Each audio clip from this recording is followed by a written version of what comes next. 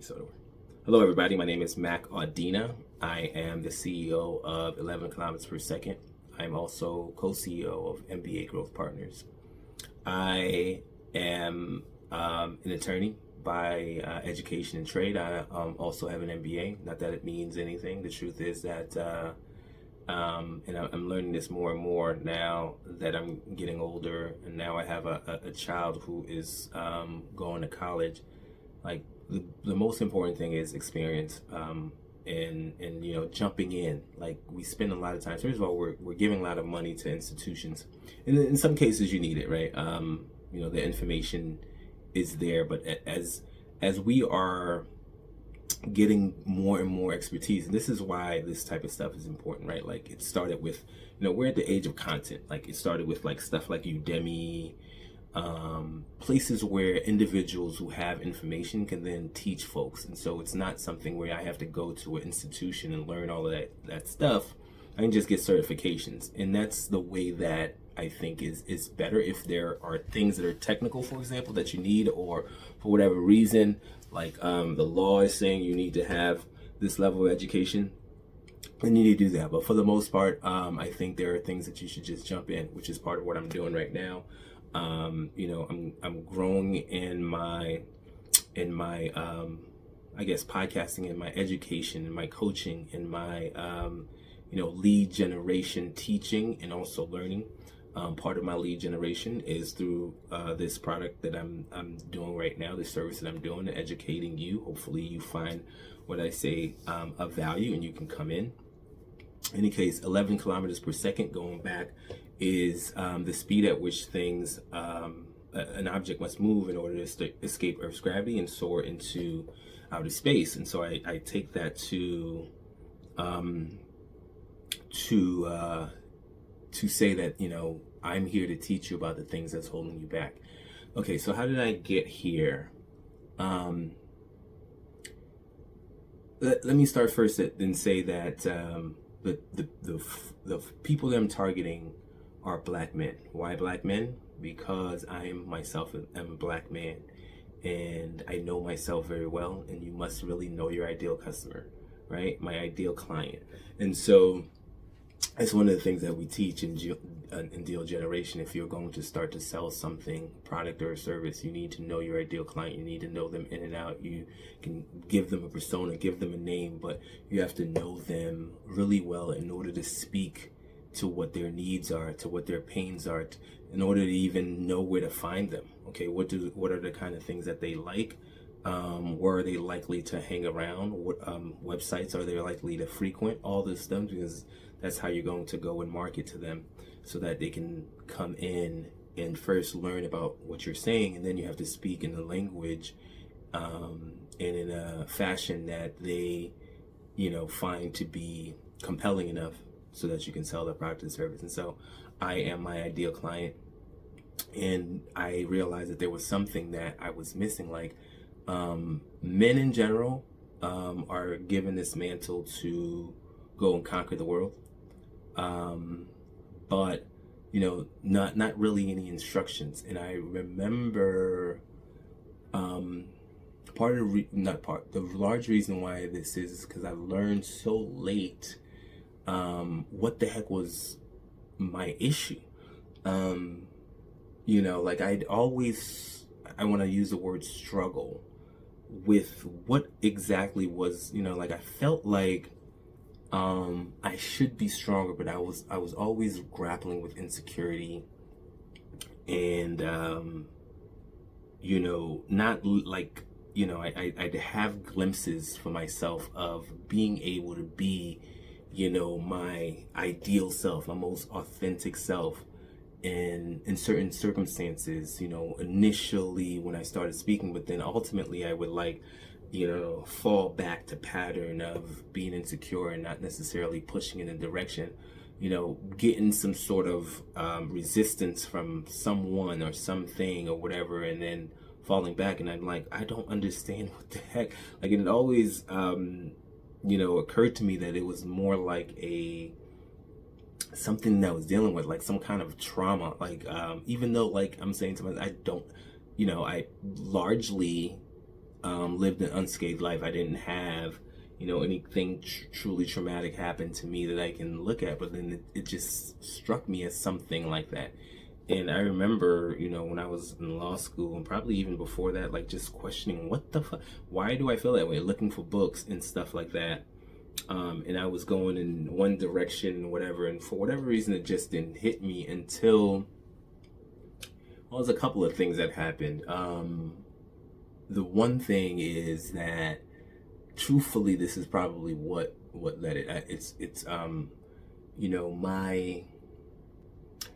my wife and I were going through some stuff, like, and it was the kind of thing that got to the level of seriousness that we were thinking about. Well, she was thinking about divorce, and the reason that this was really, I want to say,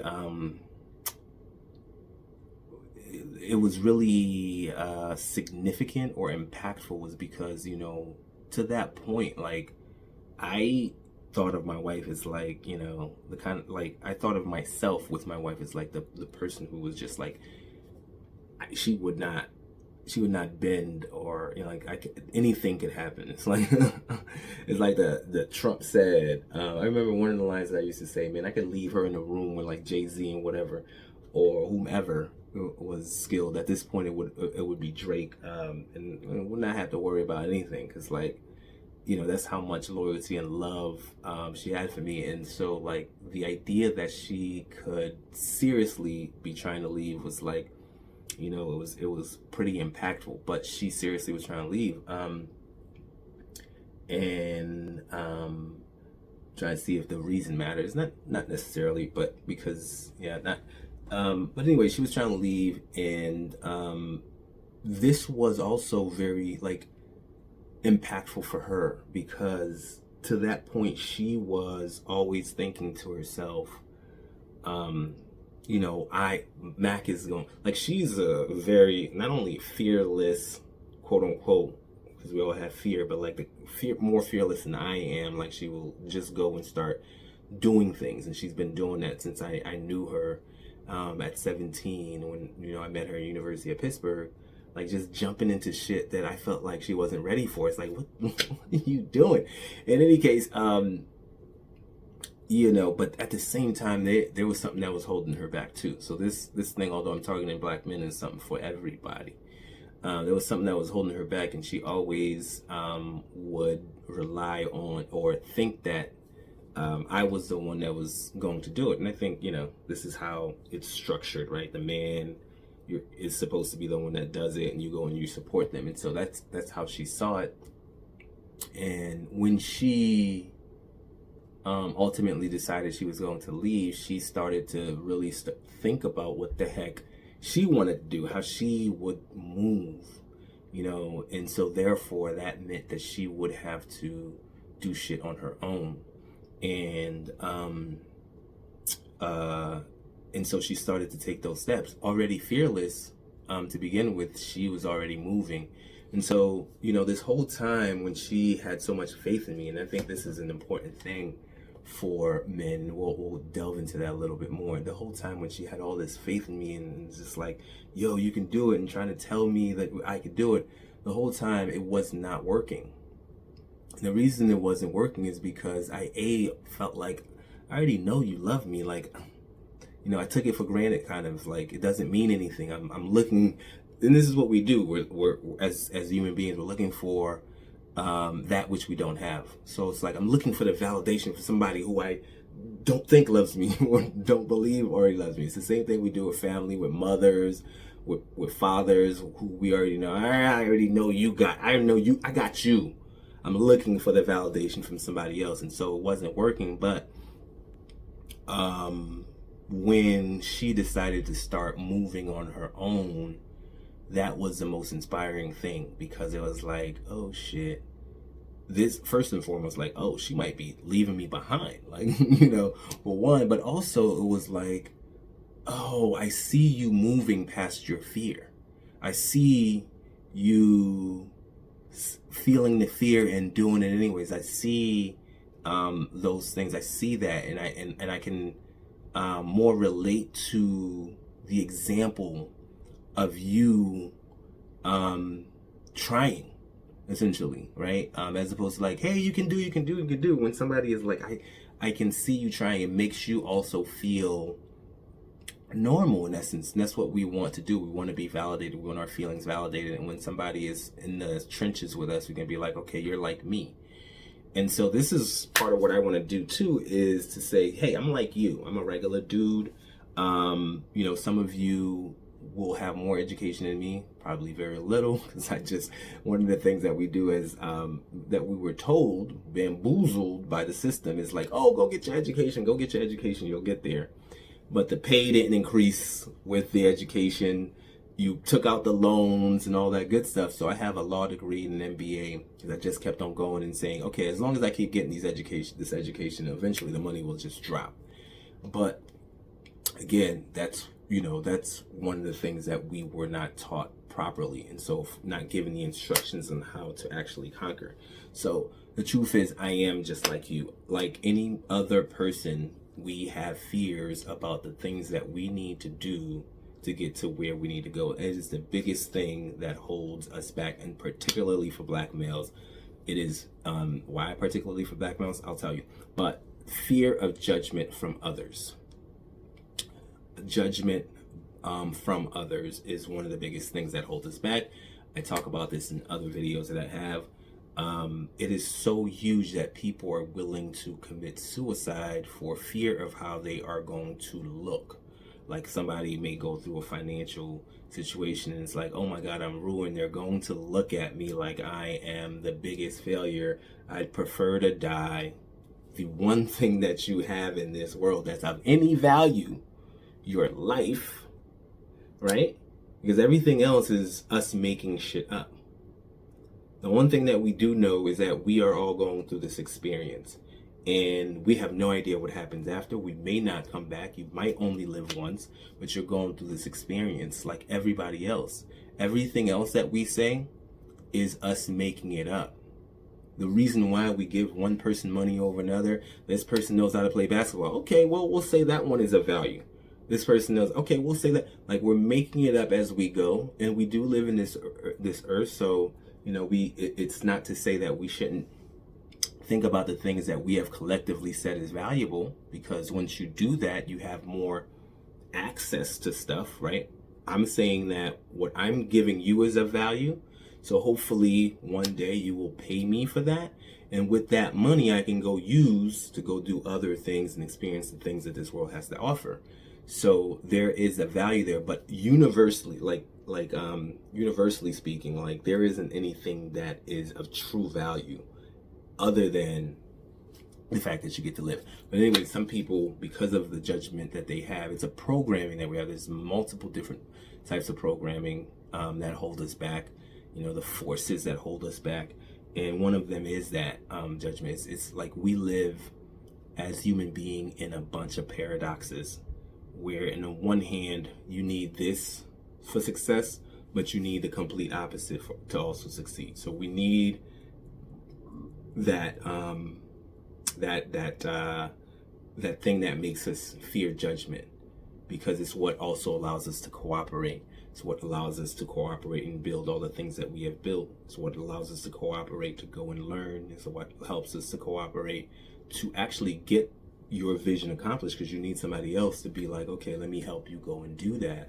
But it's also the thing that if you have too much of it, you're not going to get anything. You're not going to accomplish your vision. You're not going to go and be your unique self, your authentic self, and go out and change the world, because everybody doing their own unique version of this stuff is what advances it slightly in one direction or another. And if you're not doing that, you're not going to advance in one direction or another. So, any case, back to black men and why that is much for men and why that is a bigger thing for us is, we live in a society where the men are the ones who are supposed to lead, the ones who are supposed to conquer and all this other stuff. And we have told them, probably primarily because ultimately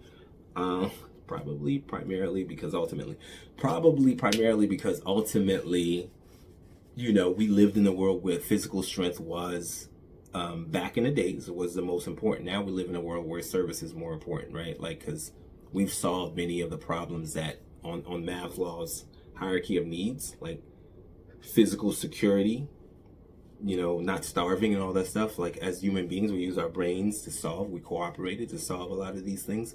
And so now we're relying on basically service. How do we eat? How do we get entertained? How do we get educated?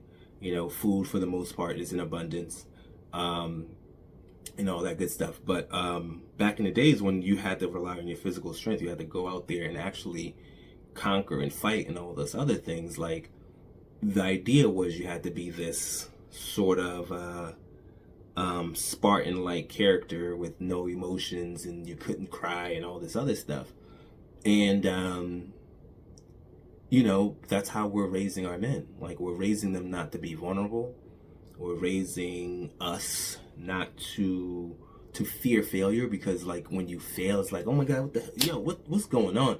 Whereas like our ladies, for the most part, they have different issues they have to deal with. And they do have their own issues, but their issues is that they are told that this is not their realm. Oh, this is not for you. And so they may be insecure about doing certain things because this is not what they're supposed to be doing, whether it's science, math, whatever. And so that's what may cause their fear. But the issue with our fear is that because we are supposed to succeed, if we now get into a point where there's shame around failure.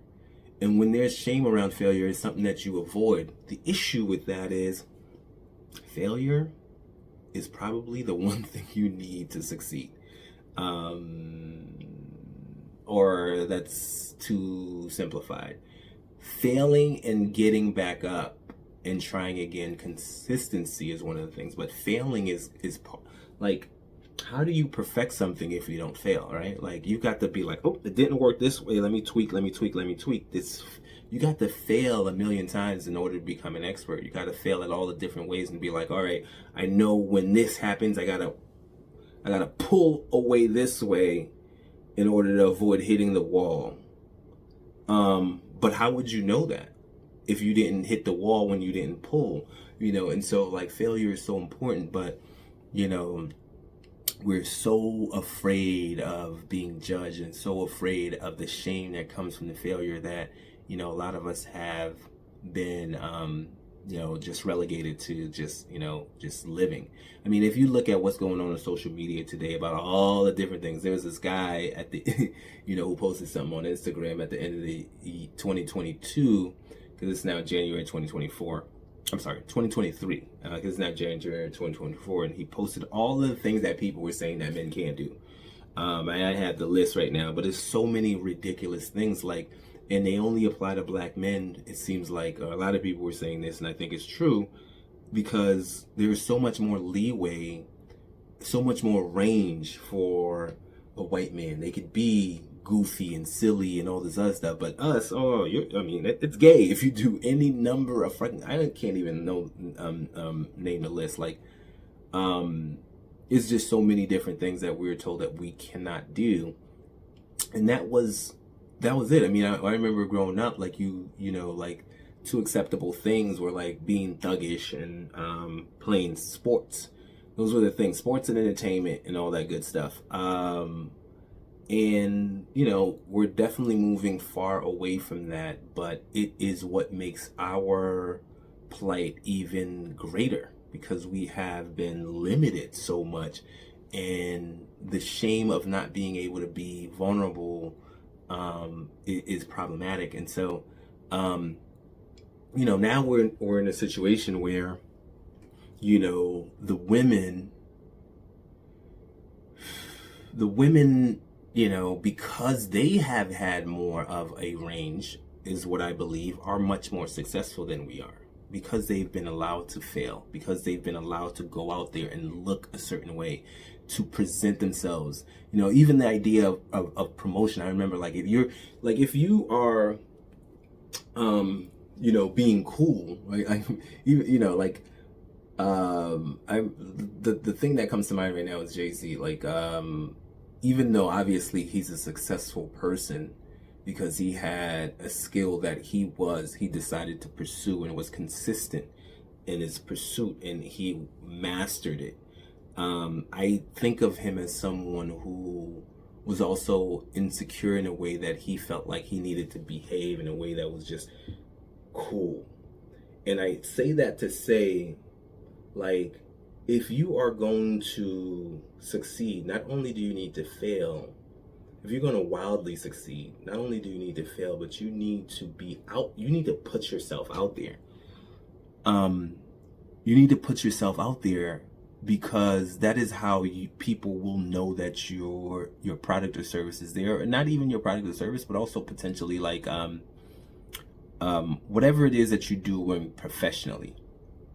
Right now, it is possible for you to be like a Jay-Z in your profession, right? Where you are so good, you can't be ignored, because you have, in which case people will now come to you. And I think a lot of times, we don't do enough of that, which is, that's true. We don't work on craftsmanship, which is something that's actually very important, because ultimately, if you're good enough, the truth will bear itself out. But, in being too cool, you may not put yourself in a position to learn these things, because, the person who, let's just take it from a office setting, the person who is out here like volunteering is the person, your coworker you're looking at is like, why is this dude so damn eager? Like, he's out here trying to get in the spaces, trying to know the people, trying to get the assignments, all this other stuff. This man is going to go farther faster. And you're sitting here looking like, I got to be this cool dude over here. I'm not going to jump into the spaces and all this other stuff. Well, hopefully, because you have opportunity, you'll get there, but you may not get there fast enough. You may have to deal with politics because people don't know you, so they don't put you in those positions. And so, like, the idea of just sitting there being cool is also problematic. So the point here is that, particularly for Black men, like, we have been put in a position where we were not encouraged to, and we were in fact discouraged from doing some of the very things that would make us successful. And, the women had more leeway. They could be smart and educated and date the bad boys. They could be, all this good stuff. They can be out here and be, what's flamboyant is for dudes, but like just showy and all that good stuff, and just put themselves out there, and we couldn't. So now you're dealing with a situation where, they're making a lot more, they're doing a lot better than, if you look at the numbers, than a lot of the men. And so they're asking for, like, what, basically, what have you done for me lately, Eddie? What have you done for me, Eddie? For those who are in my generation, you know what I'm talking about. Well, what have you done for me lately? Janet Jackson type joint. And, I think it's gotten to the point where clearly the single women are,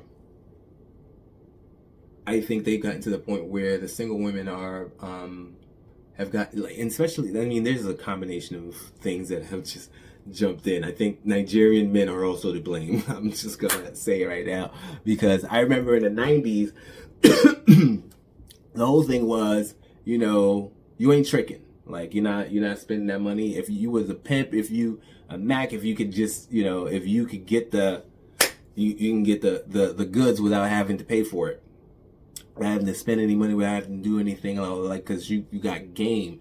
And then nowadays it's like everybody's looking to spend money because they want to show how much they got it. And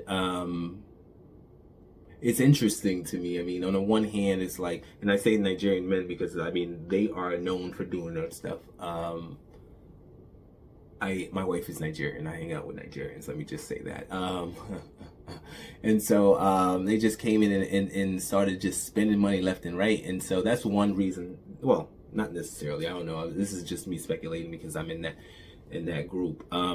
But I know that for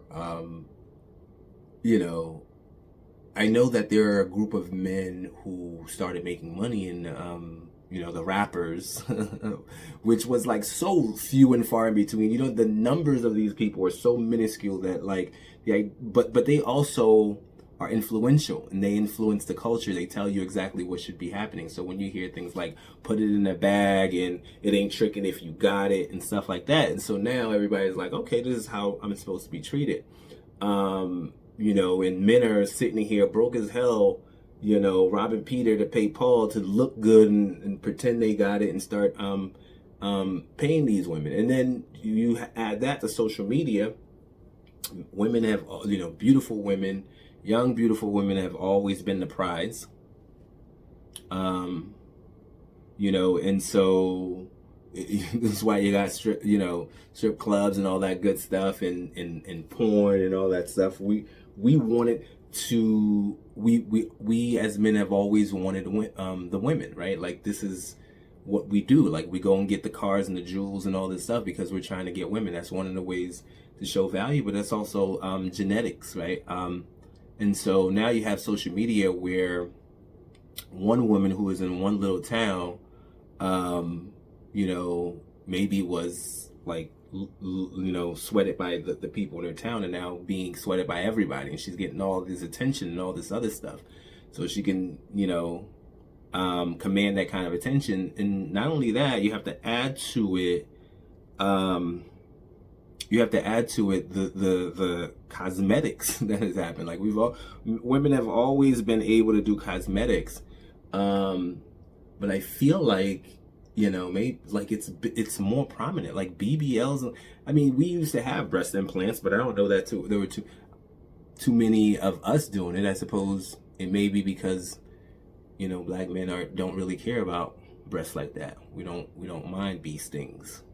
But BBL started coming into play, but there's so many freaking what is it that Meek Mill said a couple years ago? Some kind of wig.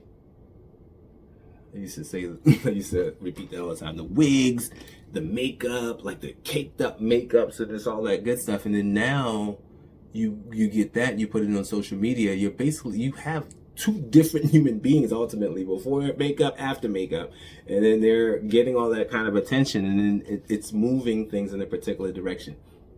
So that's the single folks, but then the married women are also getting kind of antsy as well. It's like, the keeping up with the Joneses has always been a thing, but now it's at the point where it's like everybody's trying to live the soft life and hey, my friends are traveling and doing all these things. Why are we not doing all those things? And ultimately, we're not building any wealth, but whatever.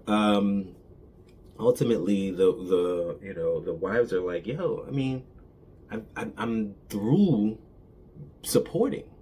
I'm through waiting for the time when we were going to become the next millionaires. Now we got to actually live. Like I want to live. I want to live. This life is short. I want to actually live this thing. I want to actually take trips. I want to actually get the bags. I want to get the shoes. And what the fuck? And as men, we're thinking to ourselves for the most part, I gotta provide, right? So that means a lot of times what providing means is like, I need to make sure that all the essentials are there. I want to make sure that, we can pay the house. Like, we make sure we can get the kids together and all this other stuff. And you're sitting here talking about bags and shoes and all this other things.